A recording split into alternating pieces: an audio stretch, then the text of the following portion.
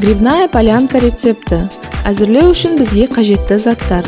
Саланганидың қаптамасы 18 дана өнім, 150 грамм кептірілген саңырауқұлақ, өсімдік майы 160 мл, 1 кубик саңырауқұлақ сорпасы, 1 жұмыртқа, 3 орта пияз, 1 ас қасық сары май, 1 дана сәбіз, 1,5 картоп, үккіштен өткізілген қызанақ, 100 грамм күріш, жарты бума ас көк, 100 грамм орам жапырақ. Дәміне қарай тұз бен бұрыш қажет. 150 грамм кептірілген саңырауқұлақты жуып, түнге суға салып қою керек. Таңертең судан алып саңырауқұлақтарды 1,5 сағат қайнатамыз және ет тартқыштан өткіземіз. Сонан соң күріш дайындауға кірісеміз. 100 грамм күрішті жуып, дайын болғанша қайнатамыз.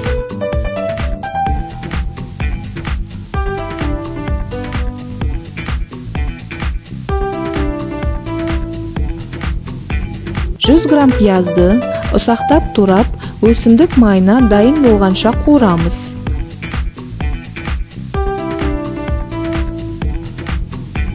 Сонан кейін дайын пиязға 1 ас қасық сары майды,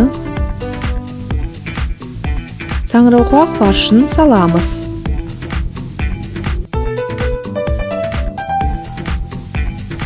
Барлығын мұқият араластырып, 3-4 минут бұқтырамыз. Пияз бен саңырауқұлақ суылған соң, дайын күрішті, орам жапырақты саламыз. Тұз бен бұрыш дәміне қарай қосамыз. Тауық жұмыртқасын, 1 кубик саңырауқұлақ сорпасын қосамыз. Барлығын мұқият араластырамыз. Фарштау алдында өнімнің орамын жай ғана бір-бірінен ажырата отырып, салманы тығыздап салуды жалғастырамыз.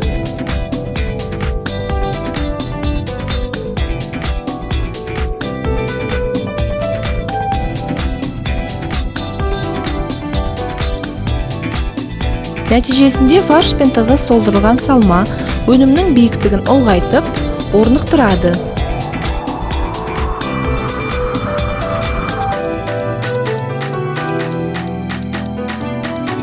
Қалаған өсімдік майына ұсақтап турылған пиязды 2-3 минут қуырамыз.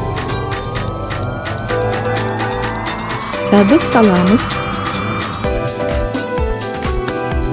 Үгітілген қызанақ қосамыз. Барлығын мұқият араластырамыз. Қуырмаға дөңгелектеп туралған картоп саламыз. Әрі қарай саланганиді тігінен тығыз орналастырамыз. Абайлап жоғарғы деңгейіне дейін ыстық су құямыз. Тұз себуді ұмытпаңыз. Қайнаған уақыттан бастап 5 минут қатты отта, тағы да 8-10 минут бәсең отта қақпағын жауып қайнатамыз.